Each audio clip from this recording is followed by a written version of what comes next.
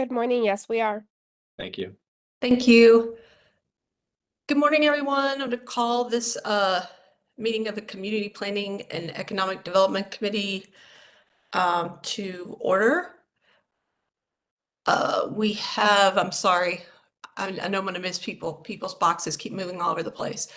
But from the committee, we have Deputy Mayor Ben Winograd.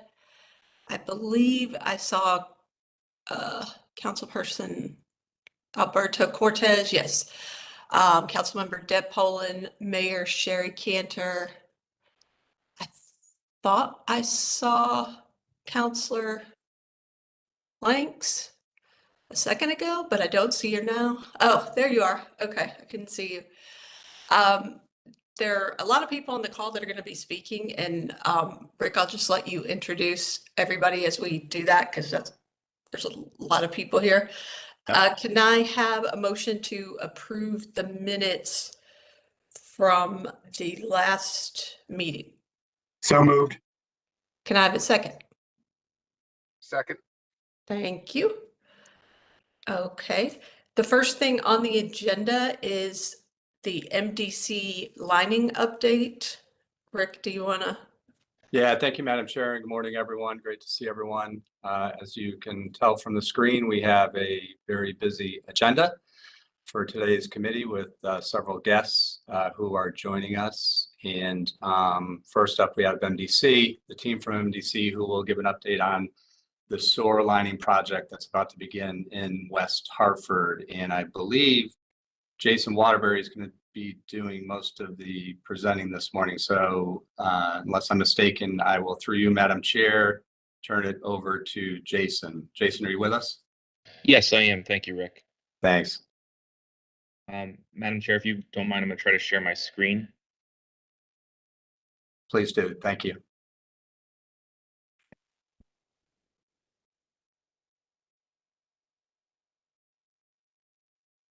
Okay, going to presentation view. Are you seeing the front page of the presentation? Yep. All right, thank you. Great. Okay. My name is Jason Waterbury. I'm the Assistant Manager of Engineering here at the district. I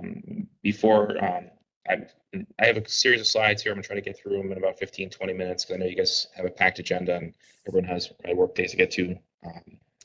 But before I go on, I want to explain a little bit about the naming convention of this project, because it's probably a little confusing. The project is the West Hartford SSCS project. As part of the consent decree, we had to do a sanitary sewer evaluation survey for all of our collection system, or sewer system, that is upstream of sanitary sewer overflows in West Hartford. Had two at the time of the consent decree starting, or sorry, three at the time of the consent decree starting underway. So that's what that work that this project has is generated from. So that survey basically did a condition assessment, identified deficiencies in the sewer system, or points where non-sanitary flow was getting into it. And that's the whole point of the project, and what I'll get into for the rest of these slides. Let's see here, it's not. Oh, there we go. I guess I'll use notes. I'm not going to go through all the definitions on this page. I'm hoping that you guys have a copy of the presentation afterwards. If not, I can get it sent to you. These are the terms that we'll be going through, and you can always refer back to this later on. Agenda today, some brief introductions. I don't have the whole screen in front of me right now, so I'm going to go based on who I thought from the MDC was here based on the initial thing. Again, my name is Jason Waterbury. I believe we have Chris Levesque, our Chief Operating Officer, Susan Negrelli, our Director of Engineering. We have Mary Manning and Jess Coelho, who represent our traffic group here at the district. Mary is also a West Hartford resident. We also have Eric Pisciferato, who is the project manager for this project, and Frank Cahill is the construction manager for this project. And I believe Julie McLaughlin, who represents our communications group, is also on this. I'm not sure if I missed anyone. Feel free to speak up. Again, the way this is on my screen right now, I don't have the whole list of participants in front of me.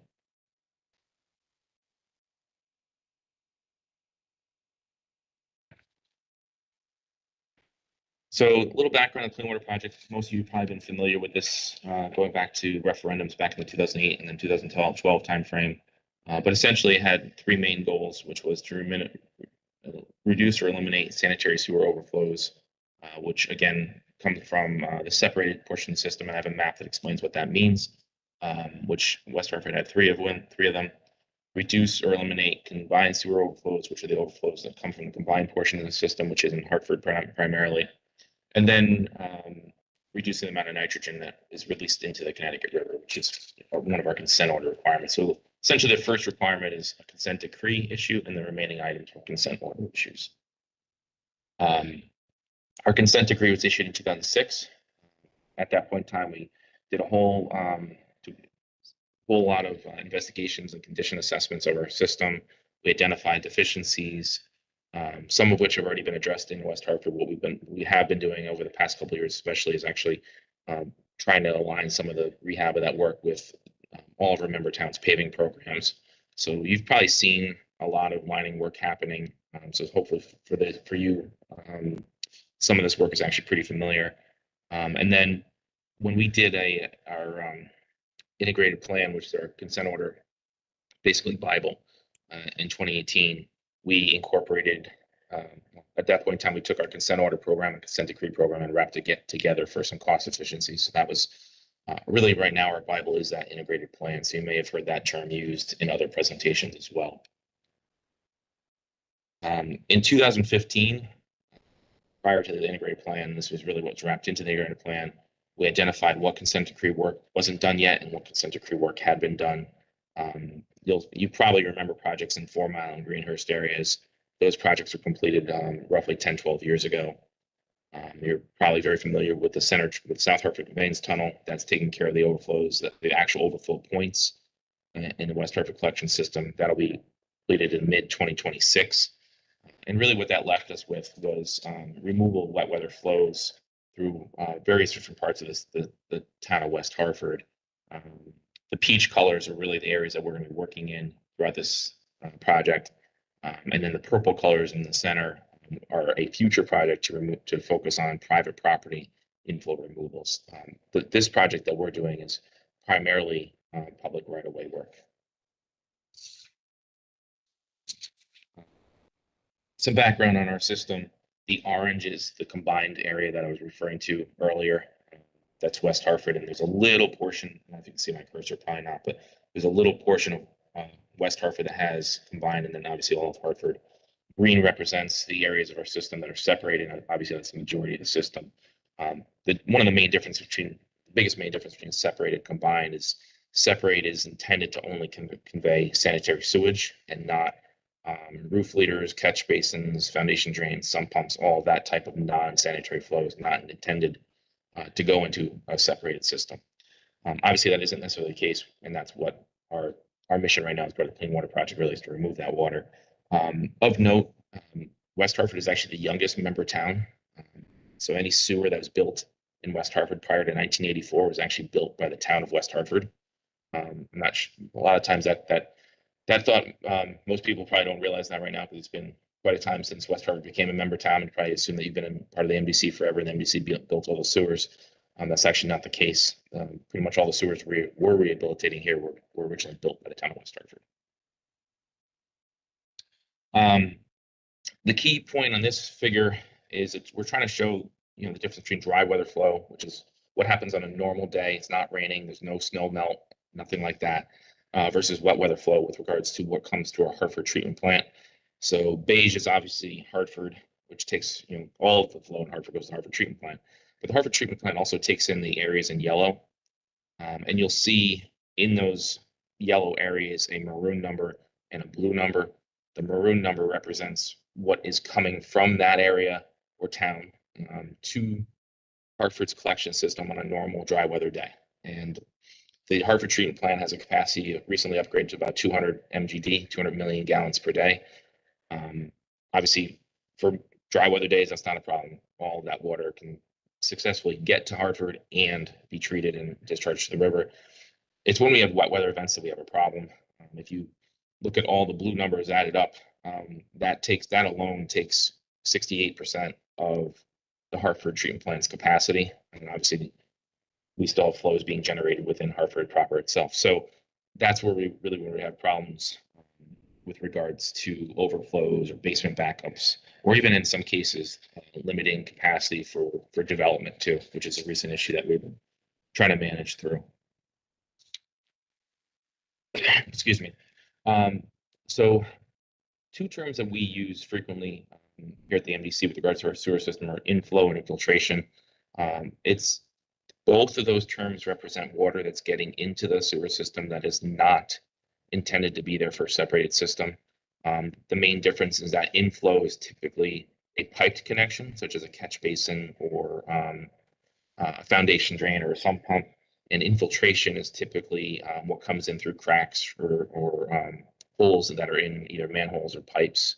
The pipes could be the mainline sewer, which is the pipe in the road, or the lateral itself, which is the pipe from the house to the private property.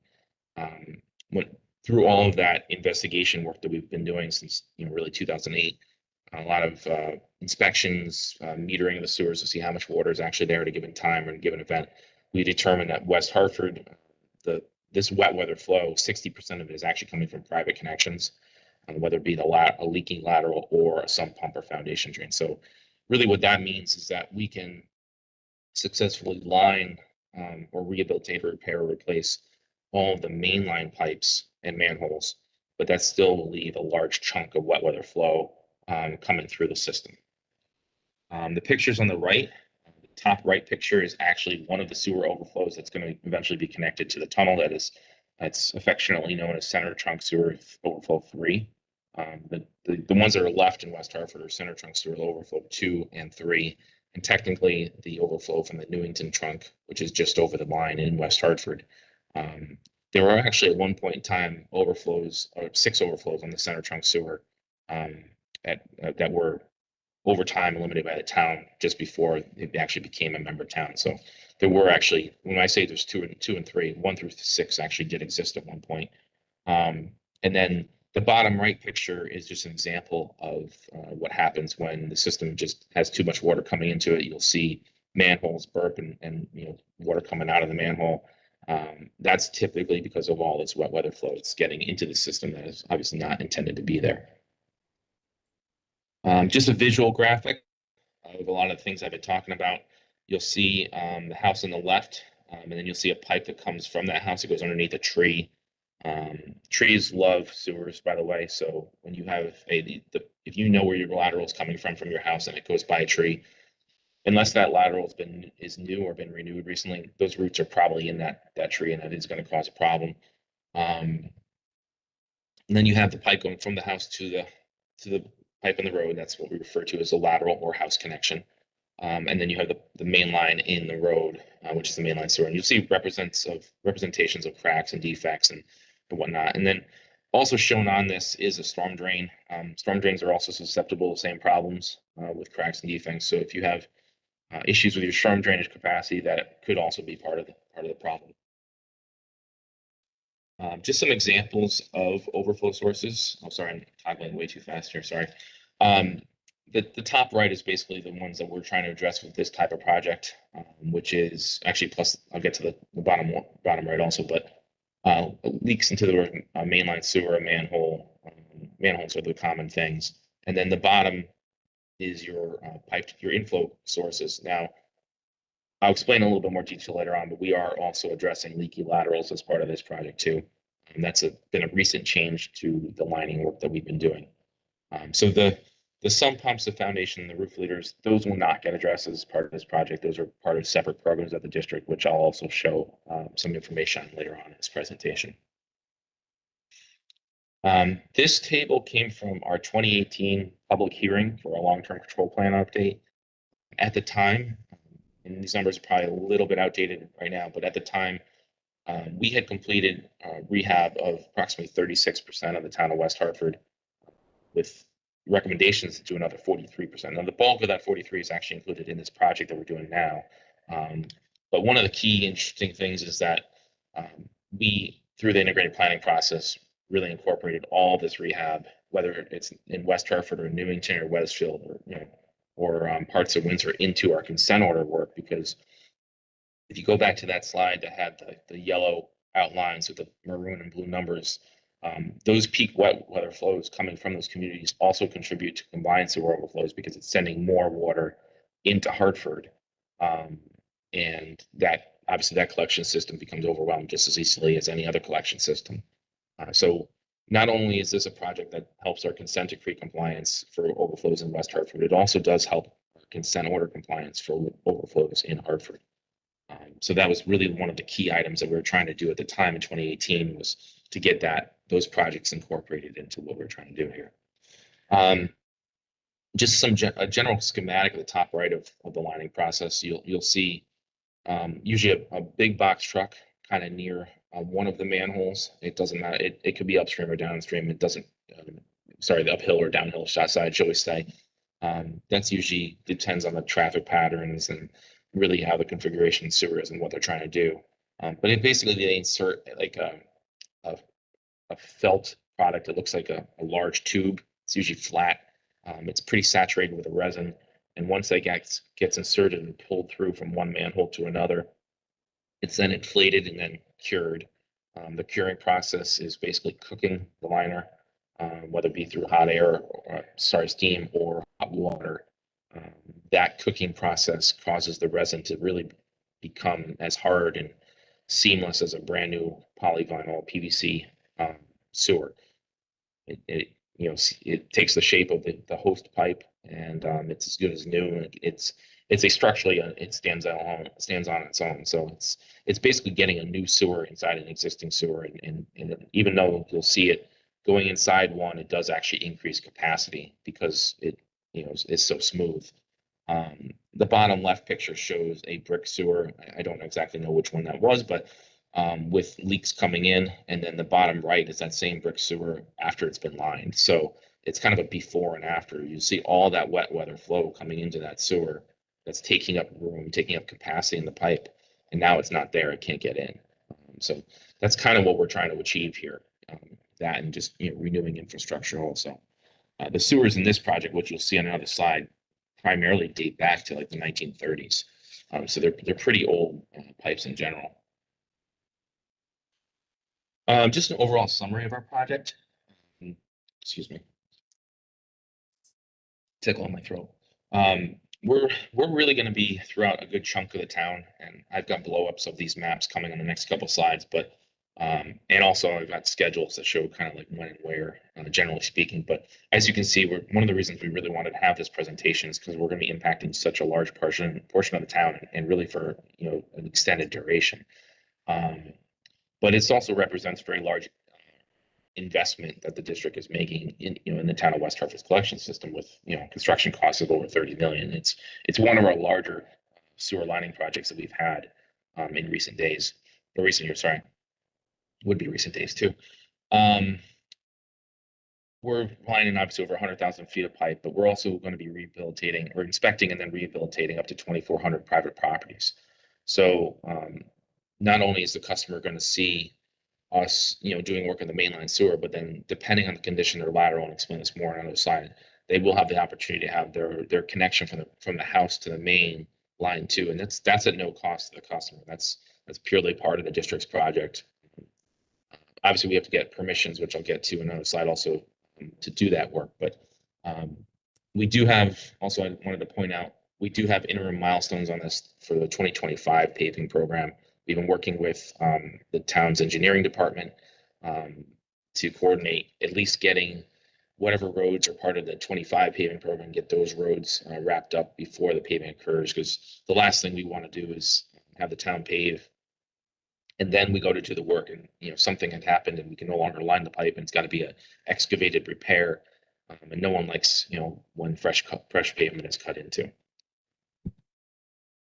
Sorry. So just going to toggle through the areas of work on this project. One of the first areas we're looking at is the northeast corner of the town. You'll see numbers on here. It says WH11. When we did the original investigations as part of that SSES, we put in flow meters in all of the areas of the collection system. And the point of the flow meter is to say, okay, how bad is this area? How bad is that area, kind of thing. They all got a name and convention so we can identify it, and that's really how we track the work. And just This means this was West Hartford sub area 11. It really means nothing else. When I toggle through, you'll see some red lines, some gray or black lines, and then some orange or yellow lines within, the streets, kind of with arrows on them.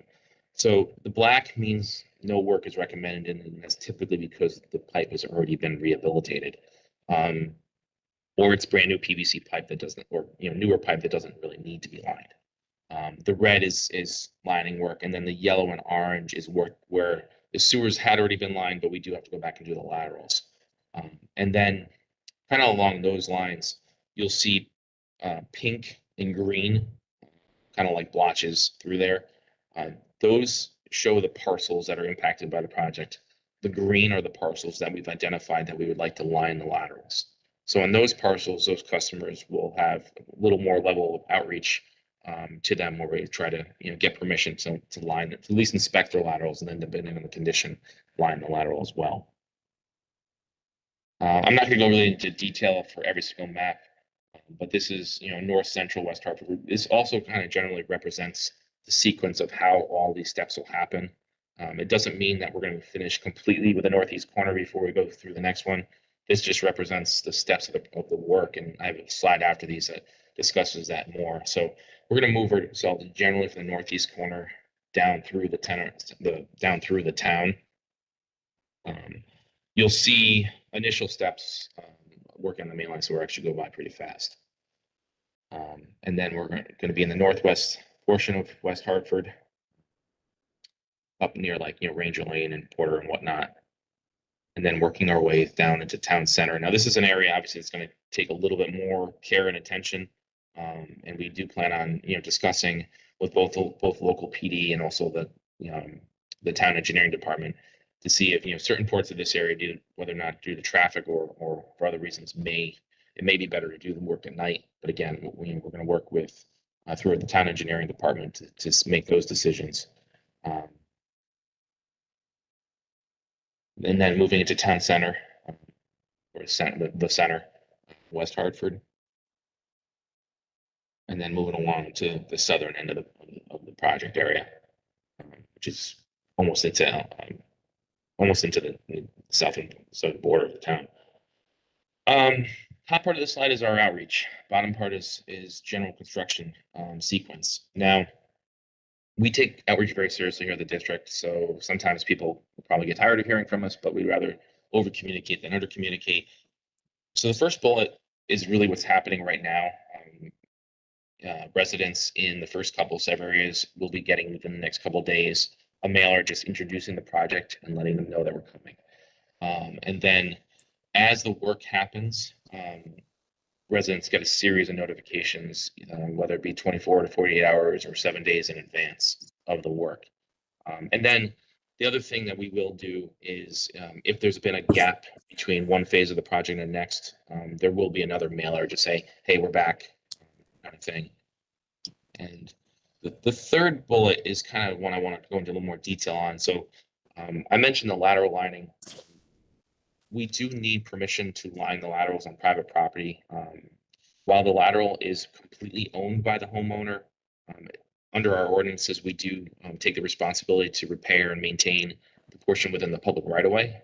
But obviously, piece outside the public right-of-way, we do not, it's not part of our ordinance to repair and maintain. So with that, we do need permission from the property owners. So early on in the project, while the lateral lining may not happen for months to a year plus away, our outreach staff, which may include consultants, all of which will have identification badges, we'll be trying to work with property owners to get permission to inspect the lateral, and then, based on the condition of the lateral, which we would come back and notify them and let them know, do the lining work, the rehabilitation work.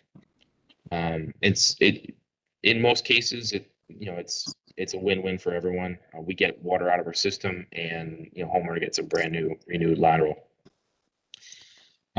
General sequence. I meant to mention this too. They'll also get information on our sewer backup prevention program and sewer house connection program, which I have a slide on in a couple slides.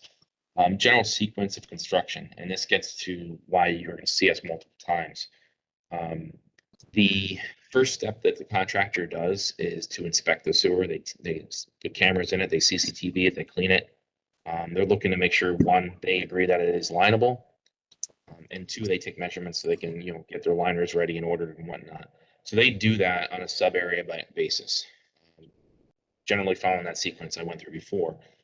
That work happens very fast. They'll probably be done in most sub areas in a 2-week period of time. So those TV cleaning crews are going to kind of go through the town pretty quickly first. Then they'll come back and they'll clean and inspect all the laterals, because that does take a longer period of time. That's a much more time extensive process than cleaning and TVing the main line.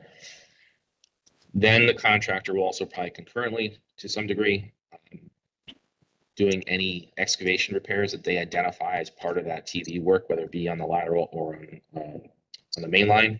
If the lateral dig work is on private property, we do need permission to do that. And then the lining process would start once the dig repairs are done in a given area. Mainline work will happen relatively pretty quickly. They can generally crank through about 800 to 1,000 feet a day of lining work for mainline. The lateral work does take much longer. That's, per crew, you're looking at 2, maybe 3 laterals a day get done. And that's what gets to this schedule. Mainline work really starting with TV work in late September. So basically, essentially now, in reality, it's probably the first week of October. And then the lining of the mainline work would finish in December 2025. So you're looking at a little more than a year of mainline work. The lateral TV work is going to start in mid-November, with the lateral lining work ending in January 2027. So again, this is something that we're going to be around for a while. I simplified this. There's manhole work too, which is a separate crew. And obviously any excavation work, which is identified as a separate crew. Just some typical things that people will see. The picture on the right shows an example of a liner being inserted into a sewer. The picture down below that shows some bypass piping. Now, when we do line the sewers, we do have to, in most cases, install some kind of bypass from one manhole to another, basically making sure that no wastewater is flowing through that particular sewer that's getting lined. Sometimes it's done with small lay flat hose, which kind of looks like a fire hose, or sometimes, depending on the size of the sewer, it could be a piped bypass like the one that's shown here. In this project, most of the sewers are smaller diameter, so most of the sewers are probably going to not require a true piped bypass, and it's going to be a shorter duration hose type setup just because of the nature of where we're working. Now, during the lining process, and this is also noted on all of our lining notices, we ask residents to limit the use of their sewer. This is especially important when we're lining laterals. We do knock on the door the morning of lining too, when we're doing a lateral, just to remind them, hey, we're here, please don't do X, Y, Z. But we have had cases where residents, even though they gave us permission to do the work, they ignore that part of the notice and they run their washing machine or they run the dishwasher. And that will actually cause a liner to fail and cause a dig work, in some cases to actually be necessary. So it is really in the residents' best interest to also follow these notices, and this is what we try to explain to them. Some residents may also smell styrene. Now, that could come from one or two places. Either just from being outside because, the styrene odor from the lining is vented through the manholes. But if there's any defects in their internal plumbing of their building, like if they don't have a trap or if there are cracks in the cast iron underneath the foundation or inside, that styrene will come in, and there's really nothing that the district can do, and that's really purely related to the building itself. In those cases, we work with the customer to try to rectify the situation, but that is just something that can happen. The work hours are shown as generally 7 to 5. There may be areas where we're doing night work. Because most of the pipe in this project is smaller diameter, relatively speaking, under the size of, I believe, no more than 20-inch pipe, the curing times for that sewer is not that long. So 7 to 5 is a reasonable time. And then, traffic is really key based on per site, whether it be a closure or, we may have to do a detour or whatnot. And that's something we'll work with the town and do any outreach notifications in advance so residents know that that's coming. And then the bottom items are some key coordination efforts that we've already started, whether it be working with the school system, the school transportation system, CT Transit. Obviously, we've already talked to the engineering department and the police department about this project, and then working with the town itself for impacts near schools or the center or Blueback Square. Some more sensitive areas. Just some example traffic signs, just to reiterate what some of the impacts could be. And then I'm not sure if any of the council members are familiar with this, but on our website, we do have a traffic page, which does, look at ongoing work on that day, as well as also, up to 10 days or 8 to 10 days in advance. Obviously, when you go farther out, those updates are not quite as accurate because it's construction work. Stuff does happen and stuff does change, but it is pretty good for the day of it or the next day, and it can allow residents to plan some of their driving or whatnot. Now, our house connection program in a back order, or sewer backup prevention program. The sewer backup prevention program is probably the more important one of the two with regards to residents in this project area. When we line a lateral, so in some cases that water will still come into our system through like a foundation drain, because the groundwater table will come up a little bit, go into a foundation drain, and just still go into the sewer. So it really doesn't completely eliminate it. We do like to also then inspect the basement, look for those types of connections. Also make sure that the basement is properly plumbed and protected to current code. Again, none of this is at any cost to the resident.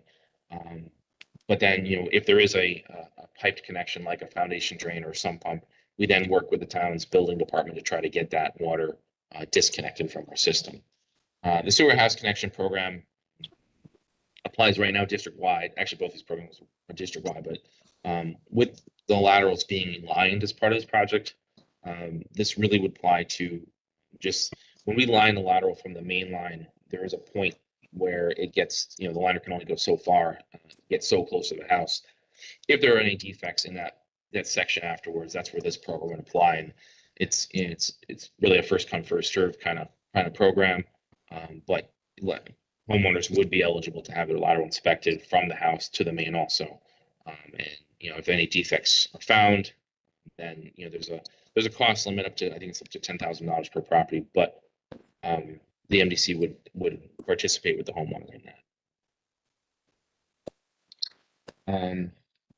The next two slides just show some general communications, how to stay in touch with us.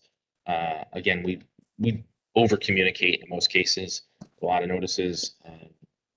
There's other ways you can follow us if you want to follow us on social media or on our website or whatnot. And then this last page has the contacts for this project, which is your number one contact during construction is the construction manager. That's Frank Cahill. And then we also have our project manager, Eric Pizzorato, our construction supervisor, who's really kind of the boots on the ground with our inspection staff. That's Randy Ross. And then obviously our communications lead, which is Julie McLaughlin. And with that, I'm just ready for any questions that you might have. Does anyone have any questions? I can't see everybody, so okay, well, I still can. So there's no questions from anyone? Councilor Blanks. She's muted. Okay, thank you, Chairwoman McGinnis. I didn't want to go before any committee members, so thank you. And thank you for the presentation. Wow, that was very educational. And as you were speaking, I was just kind of envisioning my own basement plumbing and everything that involves the connection between the house and the town side. So I just wanted to go back over a couple of things that you talked about. I tried to take notes really quick. You talked about, I want to say the overflow system. So I just wanted to go back and ask you, how many overflows? I think you said 6, but I'm not sure. So originally West Hartford had 6. When it became a member town, there was 2 that are officially West Hartford overflows. That's still what you have right now. There is a third, which is technically Newington's, which is in the West Hartford proper. All 3 of those, the one from Newington and the 2 remaining ones, will be connected to the tunnel. And that will be basically, they will be eliminated when the tunnel comes online, which is somewhere around May of 2026. Okay, thank you. And it sounds like, I'm just trying to get sort of a lay of the land, that is considered adequate or ideal for a town of our size? What is considered adequate or ideal? I'm sorry. The overflow and what you just explained. Well, I mean, per Clean Water Act regulations, you're allowed 0. So our consent decree is to eliminate the overflows, and that's what we're doing. Okay, thank you for that explanation. And then one more question through you, Chairwoman. With the mailers that you send out to households, and this is just basically for information, when I experienced a similar project here over at St. Augustine. And I know, but I'm just going to reiterate, you have contact information on those mailers for the residents. So in case they have questions or comment or something come up, they can reach out to that individual and hopefully receive some information back within a reasonable amount of time. Yes, that's correct. Our mailers and our notices that we leave the hand delivered notices and the mailed notices all have our contact information. Okay, thank you. Are there any other questions? No? Okay, well, thank you so much for the presentation. It definitely was very informative, and I guess we've got a lot of work coming up in West Hartford. So with that, we'll move on to the next agenda item, which is the center infrastructure Thank you. master plan. Thank you. Thanks, Jason. Yep.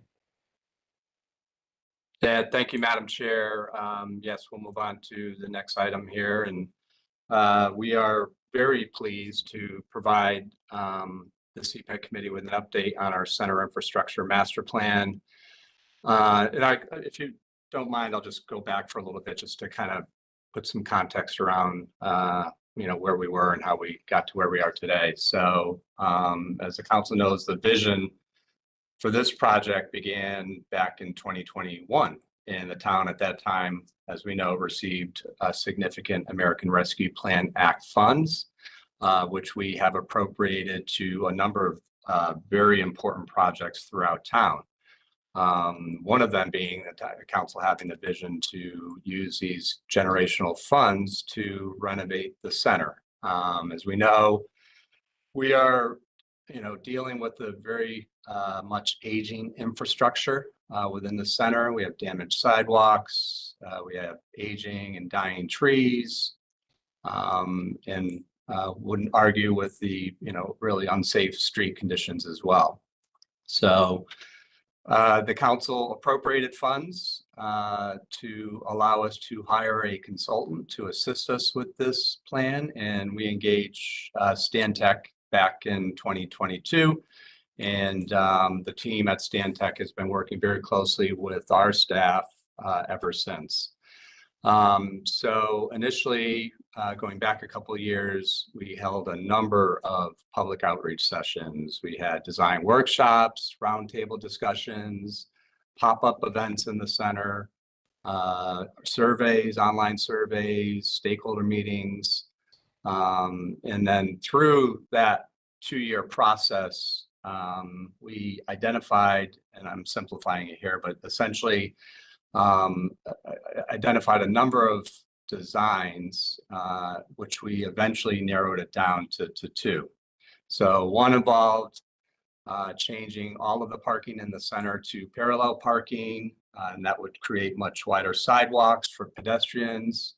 It included a bike lane on Farmington Avenue.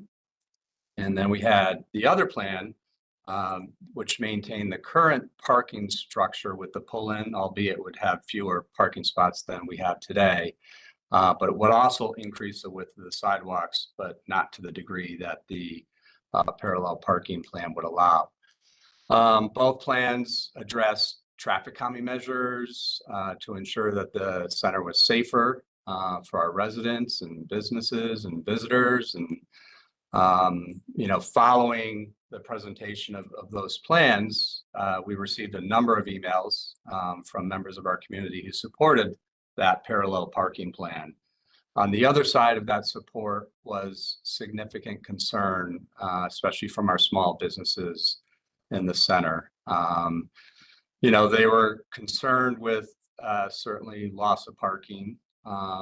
They were concerned about construction and just worried about the timing of this construction, how long it would take, and the impact that would have on their businesses. So, and we'll go through a presentation momentarily to talk through the construction piece of this a little bit as well. But we've, and you've heard us talk about the phasing process that we would implement for both, if we were to do either one of those projects. So we would phase it into 4 to 6 weeks blocks for both LaSalle and Farmington. So you essentially would identify an area on LaSalle, do the area, and then move on to that next phase.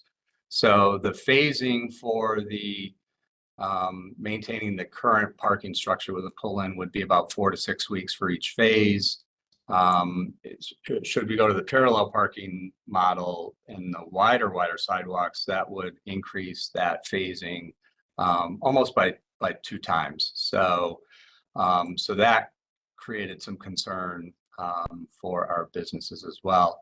The other challenge we faced with this was funding the project. So when we started the project a number of years ago, even going back to 2021, we were allocating ARPA funds to the project. We had set aside $3.8 million of ARPA funds for both LaSalle and Farmington. And the one thing we've all learned over the last couple of years is that our construction projects for any number of projects we're doing throughout town have nearly doubled over the last couple of years. So as we've been moving through these, last few months, the council did appropriate an additional almost $6 million of ARPA funds to the center renovation project. So we're at a total of $10 million in ARPA funds for center renovation.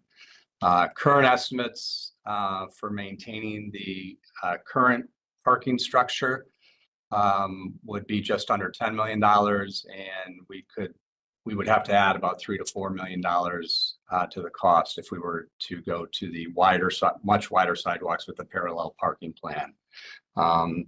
So faced with these challenges, we had spent the summer meeting with staff and Stan Tech to brainstorm on solutions to these problems and challenges. So part of that brainstorming process, including taking stock of where we are now with a number of various projects that are really intersected with the center infrastructure projects. We have, as we know, the Vision Zero plan, which was adopted by the council in February and calls for an aggressive schedule to transform our streets town-wide from a safety standpoint. That Vision Zero plan, and there's a number of projects that are happening around town as we've seen, but that plan was also critical in us receiving the $3.1 million Safe Streets for All grant 3 weeks ago. And part of those funds will be used to create a bike lane from Trout Brook Trail to the center. And we tested out that bike lane temporarily during the Center Streets event back in August, on August 25th, and set up a camera to see how many cyclists were utilizing the trail that day to get to the center. And it was a success. We had 400 cyclists, over 400, taking advantage of those lanes during that event. At the same time, we're also working on our bicycle facilities update. And that is taking place right now. We'll give CPED an update on that project in October. But that will help us to plan and design bicycle facilities town-wide. But certainly through that process can create continued pathways from various parts of town to the center. So folks are aware of the new bike lanes on Boulevard. So we now have a direct pathway from the west side of town to the east side of town and traveling to South Main Street, just south of the center. Folks will also remember the North Main Road Diet that was just completed 2 years ago. And one of the projects that came out of the North Main Road Diet, in addition to what's already been done, would be to widen North Main Street from Fern Street south down to Brace. Again, providing another access point to the center. So as we started, discussing all of these projects and brainstorming and, trying to find a solution that would be something that we could all certainly be proud of, the concept of mobility hubs was introduced by a member of our staff. So mobility hubs, and we'll talk a little bit more about that as well, but are areas where people can connect to different forms of transportation. For example, picture a Arapahoe parking lot where we would have a covered bike rack. We would have charging stations for e-bikes and e-scooters. We've started to explore the potential of bike sharing or e-bike sharing opportunities as well. And we would have these mobility hubs set up at a couple different points in the center. And we could also create these hubs in other parts of town. So we were thinking, put one at one end of the Trout Brook Trail at the Yukon campus, another one at the south end of the Trout Brook Trail at the Fast Track station. So from there, we really started working on what we would call a reimagined town center infrastructure plan that would maintain the current pull-in parking, but builds in enhanced pedestrian and cyclist safety, increased multimodal access through the mobility hubs that I just mentioned, creating flexible spaces in the center. I have to thank the mayor for this idea, but implementing a retractable bollard system, which would allow us to close LaSalle for special events. We could have artist performances, street fairs, during the holiday stroll. We can, explore closing LaSalle on Sundays in July and August from 12 to 6 or something like that, having these types of activities taking place. All while preserving the neighborhood charm that makes our center really the best center in the state. So all the while keeping the cost of the project within that ARPA appropriation. So I'll pause there for a moment, Madam Chair, and we'll turn it over to Travis Ewan from Stantec, who will walk us through a presentation with a few more details. But we feel very strongly that this plan reflects our commitment to preserving what makes West Hartford special while embracing new ideas for the future that we're really excited about and excited to have the opportunity to present to CPED this morning. So through you, Madam Chair, I will turn it over to Travis. Thanks, everyone. Great to be here. My name is Travis Ewan. I'm project manager from Stantec. I am also a landscape architect. We're located in New Haven, Connecticut. If possible, am I able to share my screen? You are, yep, Travis. Great. Go ahead. Let's see if it'll give me.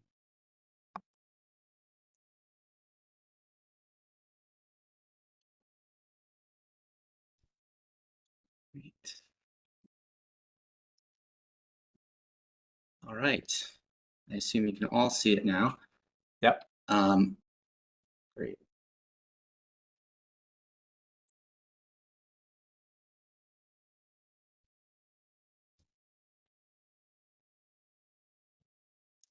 All right, so Rick has covered a bit of information, so I'll be fairly brief on some of this, and you all know the conditions in the town center. But here are some existing condition photos. Looking at the sidewalk conditions on LaSalle and Farmington, there are some issues related to ADA accessibility. Things are at the end of their lifespan. So part of this project is really to re-envision that and help with simple upgrades to that. Rick touched on the tree conditions. They are really at the end of their lifespan. Unfortunately, the soil conditions are not great under there. There's been some damage over the years just to snow removal, etc. It sees these sidewalks see a lot of love and a lot of feet. So, part of this project is to think of innovative ways of providing ample soil for trees so they can get big and healthy for the long term.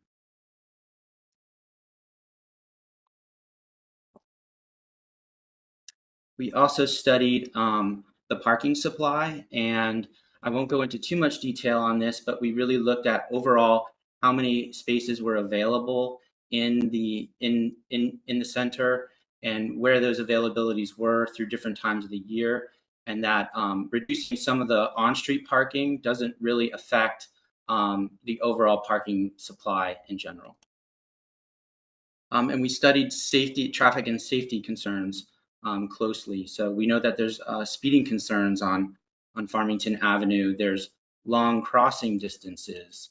In our studies, we looked at the crossing distances, and those correlated closely with crash locations. So once we started seeing distances over 50 feet, the crashes really started to ramp up. So especially at North Main Street, when we started this project, there was a serious fatality there. So part of this infrastructure master plan was really studying these crossing distances and how we could reduce them to create safer conditions. As Rick touched on, we had a series of community outreaches that included 5 different rounds of community outreach, along with various stakeholder meetings. And then we've been in coordination with the consultant team for the bicycle facility plan. And as Rick touched on, we've identified points for locating these mobility hub ideas. And so as the proposed bicycle facilities are filled in on Farmington Avenue from Trout Brook Trail, we see these kind of logical mobility hub points at 2 locations within the center. And then just reiterating that the recent demonstration project, this is showing that photo that Rick had mentioned. And then zooming in a bit more so you can get a better idea of where these mobility hubs would be located. Hub number 1 would be in between the Chase Bank and the Veterans Memorial. And hub 2 would be down by Arapahoe and LaSalle at the parking lot there. And some of the amenities that we see in each one of these areas would be a bus stop on Farmington Avenue, improved bus stop at Farmington Avenue, bike and e-bike rental areas, scooter and e-scooter rentals and charging, rideshare pickup and drop-off zones, as well as ample bike parking and covered bike parking.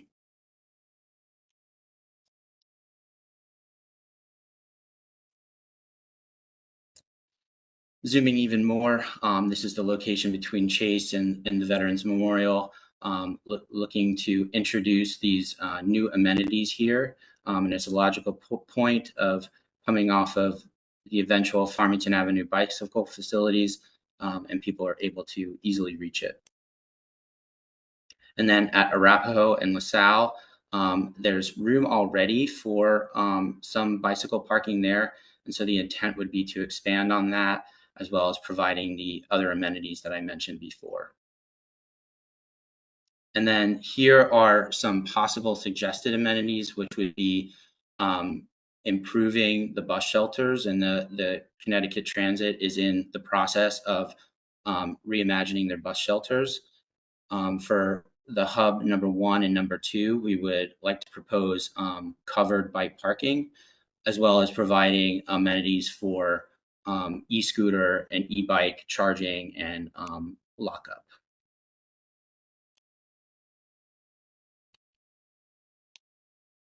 So getting more now into the design of LaSalle and Farmington. At a high level, it looks very similar to what it is today, but with some key upgrades. For LaSalle, we're looking to increase the sidewalks on either side from 15 to 20 feet in general. This would allow for some sidewalk outdoor dining expansion that was so successful during COVID. And this is going to provide some, wider landscaped areas. We have provided traffic calming in the way of a raised crosswalk and bump out at the mid-block crossings, as well as at Arapahoe and LaSalle. We're also looking at increasing the number of street trees from 36 to approximately 52 native street trees. We've narrowed the travel lanes significantly, and we are providing angled as well as some loading spaces and parallel parking spaces. So we had 107 during the pre-pandemic era, and we are proposing 89 parking spaces today. In these red dots that you see here, those would be the retractable bollard system, and I'll show you a picture of that later on of what that might look like for the opportunity to temporarily close off LaSalle for any events.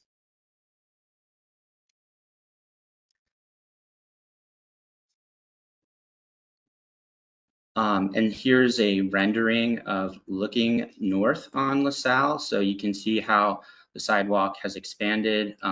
This is a bump out area for the mid-block crossing. You can see the expanded sidewalk in the distance, as well as maintaining outdoor dining.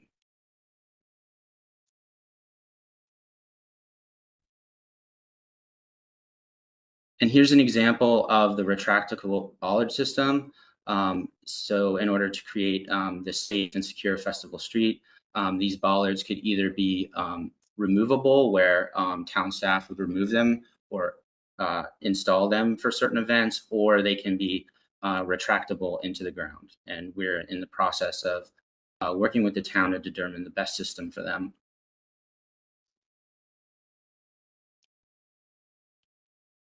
And then moving on to Farmington Avenue. And really the key difference here is we're reducing the roadway width overall from 70 feet to 60 feet in a curb-to-curb dimension. This reduction still allows for 12-foot standard travel lane widths in both direction and provides a standard 18-foot wide angled parking bays where you see the angled parking over here. This reduction in the roadway creates the opportunity to expand the sidewalk by 5 feet, creating more comfortable walking environment and create some select opportunities to expand outdoor dining. This option also provides pedestrian safety and traffic calming interventions with raised crosswalks and curb bump outs to reduce crossing distances. Loading zones were mentioned during our outreach as a concern. And this design provides a few select parallel parking areas that can be utilized as restricted loading zones. And for street trees, we would be increasing the amount of street trees from 38 to approximately 47. For parking, we are going from 67 pre-pandemic to 70 proposed spaces, as well as the traffic calming that I mentioned before. And here's a view on the north side of Farmington, looking east.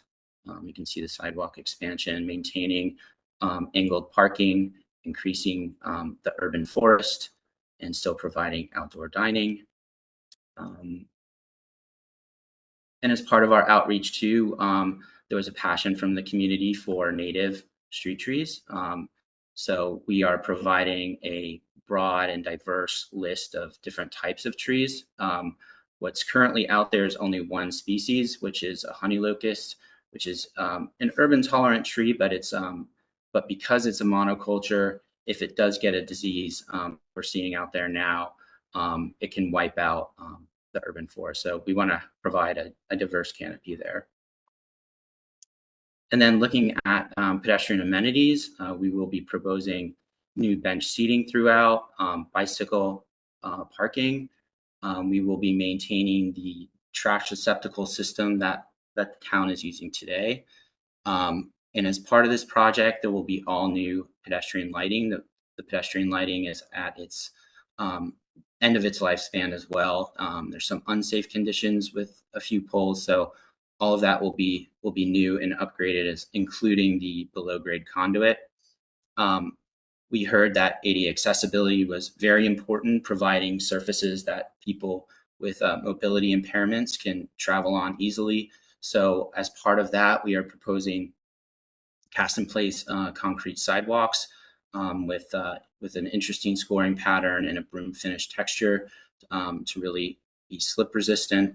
We have ADA accessible parking on both streets, and some examples of these improved crosswalks.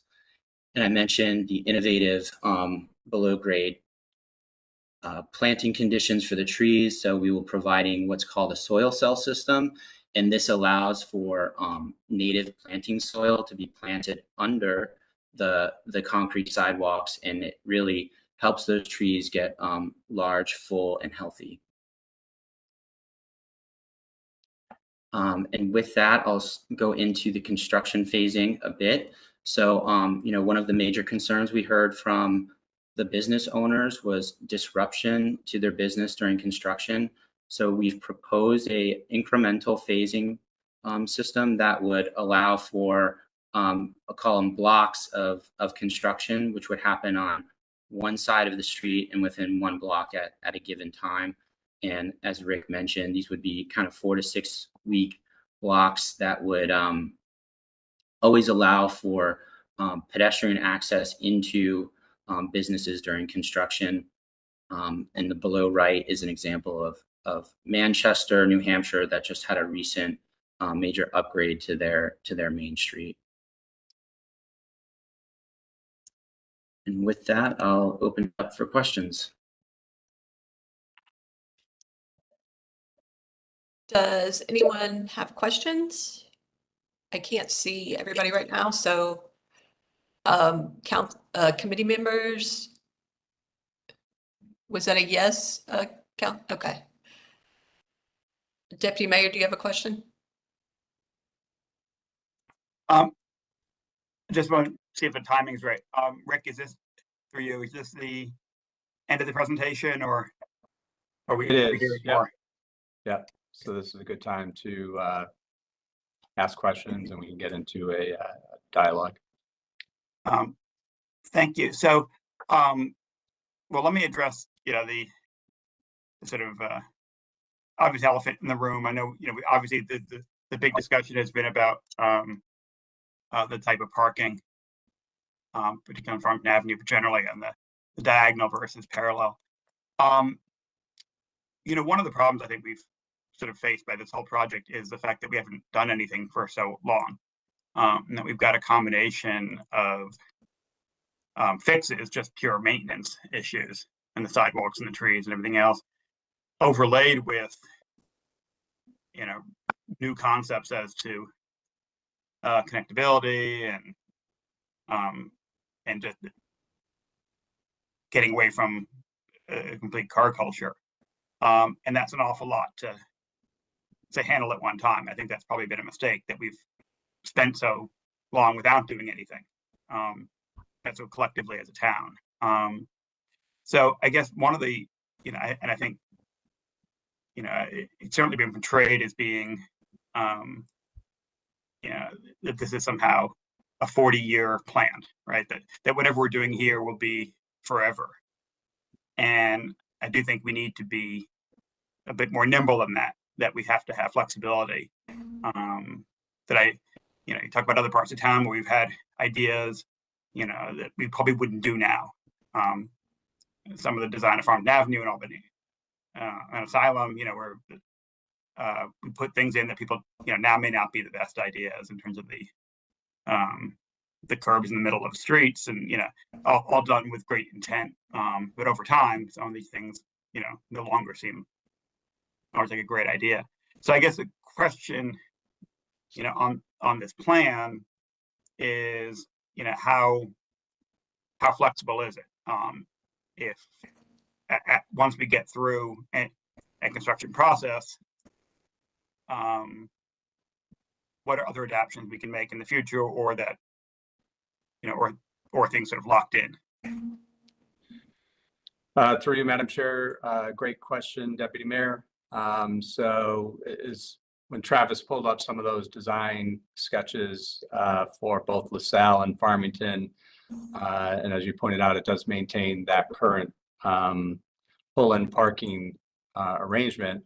It doesn't tie us permanently to that, so we would have the ability, you know, at some point in the future to remove that pull-in parking and go to a parallel parking by expanding on the sidewalk system that we would design. So that, and you know, and adding bike lanes at some point in the future could be an option as well if we were to do that. So we're not completely wedded to this long term. If we need to your point, we have other parts of town where we've implemented strategies that had become outdated. And should we be in that position, we would, you know, we'll want to get through this construction process and have a couple of years of maturity with this plan. But yeah, that would be something we would absolutely have the ability to do should we be in that position. And just through you, Madam Chair, in terms of the, and obviously we'll be putting in new curbing. What about like the, so the drainage and the roads? I mean, how much did that have any impact in terms of the road surface? Anything we can do to make that more flexible, or?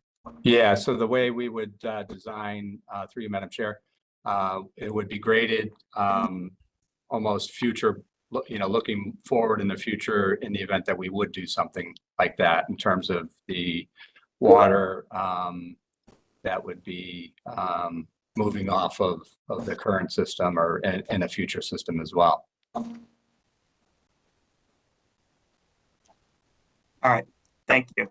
I might have some more questions, but I'll pass for now and see if anybody else wants to comment. Other questions? I can't see everybody, so you'll just have to, if you have a question, just start asking it. Hi, Madam Chair. This is Mayor Cantor, Sherry Cantor. Thank you so much. And just to build on a couple of things, well, we just heard MDC's presentation on the lining and the construction work they're going to need to be doing in the center as well, which I know is a real concern to, and we understand disruption of construction. So I just want to hear how those will tie together, because that's really going to be challenging to manage our way through. And I also just want to build on Ben's comments a little bit in that, or Deputy Mayor Winograd's comments, that, it has been a long time coming. And when part of the reason I think we put things aside is that, there is disruption and businesses, lots of things. There's obviously funding constraints, and this opportunity with ARPA money did make it very clear that we want to invest in the future of our community, and this being one of our priorities is improving safety. And that is the focus, is improving the infrastructure, but real focus to pedestrian safety and traffic calming. Really, really important. And I think this plan has it in many, many ways. But again, this is not stopped in time. This is something that we have to continue to look forward. And I also want to just emphasize the fact that the character of the center is so important to the success of the center. And the character I think that dramatic changes are going to be challenging. This is going to look different, even with keeping some of the structured parking that we have there now. But it is going to look different. Those trees coming down, those mature trees coming down and being replaced by as mature as we can, but they will look really different.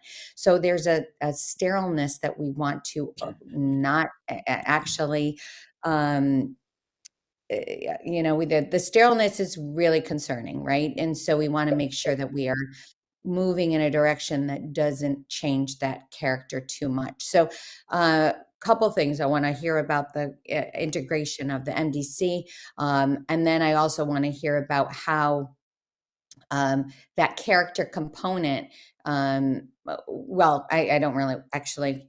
Maybe not want to hear about it, but I want to make sure that we are cognizant and sort of live with the space and then determine the next 10 years, 5-year chunks almost, or 10-year chunks of what the improvements could and would be. But it does sound like all the preparations are being made to envision, you know, potentially the next 5 or 10 years. And I just want to reiterate that, and maybe any input from the consultant on the character would be great. Thanks.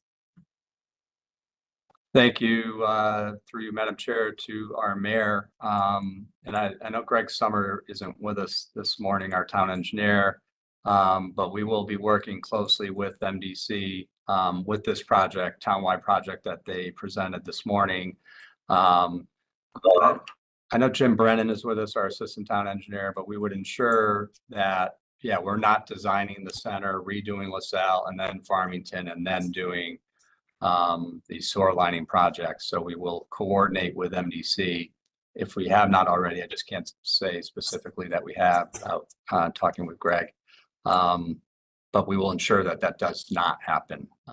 Even while MDC was presenting, I know there are a number of things that are happening townwide that we'll want to coordinate with them on that project and how it impacts some other things that are happening as well. So, and then in terms of, you know, I do think, you know, and I'll let Travis speak more to this as well, but we are maintaining and really enhancing that charm that we have that exists today, that we are so blessed to have here in our community. And as I said, as the envy of communities all around us. So, and we have been very thoughtful in terms of how we are designing to maintain that character. And I think you see it with the benches, the land, the improved and redesigned lighting, and the trees we spoke about as well. Anything, Travis, you want to add to those comments? No, I think you covered a lot of it. And, you know, I think increasing the ground level planting too around those trees is going to help to add to the richness, similar to the photo in the bottom left. And it's still keeping in character with what's out there today. So, you know, I think our intent is to, like Rick said, you know, honor those materials that have worked for years, like the lighting and improving the planting, things of that nature. Thank you. And I just want to make one more point through you, Madam Chair. Obviously the funding is a very important component. We have the ARPA money that became available that was sort of earmarked as when we were already building in some infrastructure money for the center, but this became an opportunity to invest in the future of the center. And we started, as Rick had mentioned, our town manager had mentioned, $3.8 million. I think we had moved it up to 5, and then things became very clear that we were not going to be able to accomplish what we needed to and wanted to accomplish with $5 million. And we did increase it to 10 million, which is a very significant portion of our ARPA money, which needs to be spent within the 25-26 calendar years. So, and that was also an important consideration of what we can and we're able to do in these next 2 years. And then I think, you know, there's decisions going to be made by whether it's this council, future councils, on what that next investment in West Hartford Center will be. But again, it's a continual path. And I do really want to emphasize that the door's not closed, that we are really always are trying to make our community better. And I think people have seen those improvements. Sometimes they take a little bit of time, sometimes more time than we would like to see. But we're always moving towards that more more perfect goal. So living with the space and seeing how we can make it better is a really important process. And I just want to emphasize that. And for the business standpoint, for the pedestrian and bicycle standpoint, and whether the, the e-biking structure, and even for automatic cars, as we see driverless cars in some locations. So all of those things are going to be important. One more quick question. I know we're going long, but is Uber delivery, all of those, I just wanted to ask about how that's being factored into this plan as well. Through you, Madam Chair. Thank you, Mayor, for those comments and to address the question. So in the Arapahoe lot, we will be designing one of our mobility hubs. We will also be blocking off spots for Uber drivers, and we're working with Brooke Nelson and John Phillips, our head up our parking operations, on the exact locations and the exact numbers. But to Travis's earlier comments about specified loading zones, having that dedicated space for our Grub hubs and Uber Eats, and not having them blocking spots or sitting in the middle of the street like we often see now. We'll be enforcing that as well. So they will be required to park there and quickly, cross the street, get to wherever they need to get to, and then get back to the spot and deliver their food. But it will, maintain that integrity of the openness of the center without seeing what we often see today with cars double parking and things like that. And we're working with our police department on that as well. So it will be something very well communicated and very much enforced, a year from now with LaSalle, and the following year with Farmington. Thank you. Thank you. Councilor Blanks, I think you had a question. Yes, thank you so much, Chairwoman. Thank you, Travis, for your presentation. And thank you, Rick, for some of the clarification that you provided.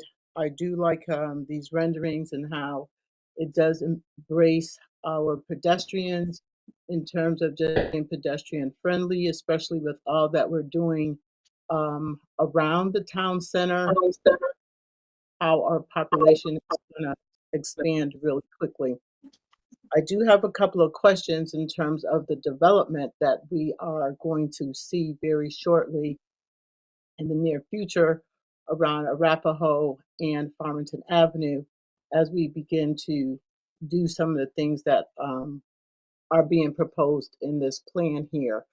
And I'm going to assume, because I know how great our town staff is, led by our great town manager, how will we coordinate with the developers as they begin that construction, and how or what impact will it have as Stantec begin to implement many of the things that are in this design plan?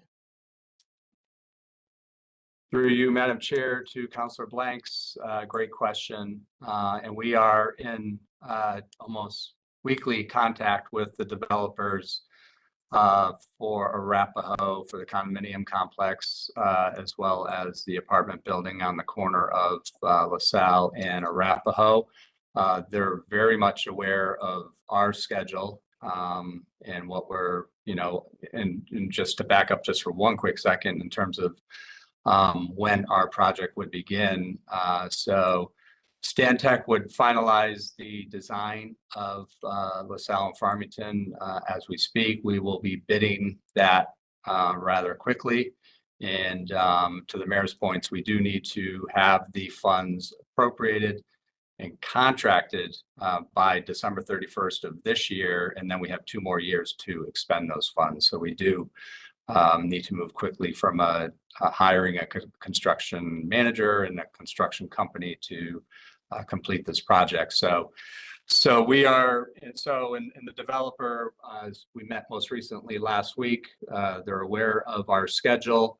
We're aware of where they are, and we will very much be coordinating with their project, and ensuring that there's, no impact between what we're doing and what they're ultimately doing as well. So more to come on that, but yeah, we're having those conversations, as I said, almost weekly, and we'll continue to do so as we move through the fall and into the winter. Okay, thank you. If there aren't any other questions, most of mine were already asked. I just wanted to say one, thank you for the presentation. I do like this plan. I like that we're giving people the ability to get safely to the center and improving the safety for pedestrians walking around the center, the mobility hubs. I think those are great. And I really like that we're not locking ourselves into something that has been said, maybe we find out in the future that a few changes would be better for the area, that we're still able to accomplish those things. So I will leave it at that for myself. Are there any other questions from anyone? If I could, I'd just like to add in a quick comment. This is Jessica Coelho with the MDC. I think I'm just one of the last ones hanging on from MDC. They had another call to get on, but I just wanted to reiterate with the question about coordinating between the two projects. I know that we typically do a fairly good job of staying in contact with the town engineering department with our scheduling. We have what we call a 2-week look ahead that we share with whoever's interested in that information for our projects. So you get an idea of the schedule and what streets we'd be on in the 2 weeks to come. So that's something that I can share with anybody who might be interested. It can be a little overwhelming. That comes in weekly, but if anybody would like that kind of information, we can definitely get you set up with that. But I was also curious if Rick or Travis, or who would be the best person to stay in contact with regarding the center project. Through you, Madam Chair, thank you, Jessica, for those comments. We would, continue to maintain that contact directly with the engineering department, but Okay. Probably makes sense that we connect in the next couple of days to get into a Sure. little bit more detail on this particular project. Okay. Thank you. Mm-hmm. Thank you. So if that is all the questions, thank you so much again for the presentation. Okay, I'm sorry. Okay. Go ahead. I'd raise my hand, but it's hard to see. I just want to again, thank you for the presentation. One other just issue I wanted to ask about. You touched on it, but we've got I know originally Stantec, I think, had shown us some work about Farmington and Maine, and that sort of dreadful intersection, and other pieces that sort of aren't covered by this. We're looking at Farmington and LaSalle, and we're also doing sort of continuing work on Vision Zero, and just generally connectivity. I mean, I think what's exciting here is we've made it much, and this whole project is making it much easier to get to the center from in lots of different ways. Part of the remaining problems are sort of the big intersections that still make it hard certainly for pedestrians on Farmington Avenue, at Maine and at Trout Brook, sort of from the other direction, Park and Maine. So I'm just wondering if you could, through Madam Chair, maybe Rick, talk about how this works in with the other work that's continuing, in creating that connectivity and getting people to the center. Yeah, thank you, Madam Chair, through you to Deputy Mayor. So we've been talking a lot about the LaSalle and Farmington project. We've been talking a lot about Vision Zero and all of those projects that we've identified that we will be implementing in the coming months and years.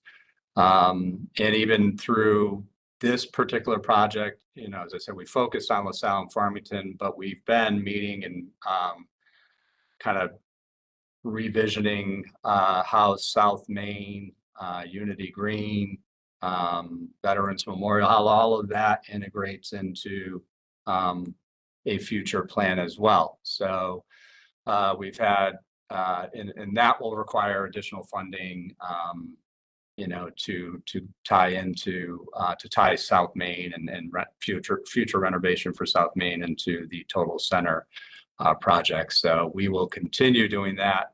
You know, we have through this, and even go back, I mentioned the North Main Road Diet that we worked on a couple of years ago. So, you know, both, you know, VHB, who was our consultant for that project, and then Stantec as well, you know, looking at the North Main, South Main Farmington intersection and what can be done from a safety standpoint there. And, you know, we've talked about, you know, roundabouts, we've talked about peanut shells and different kinds of opportunities there. We've discussed, you know, moving Unity Green, working with the church, of course, and, you know, moving it to one side or the other and redesigning the center from that perspective. And then that's allowing a more straight north-south route, you know, through the center versus what we all navigate today, which isn't ideal. So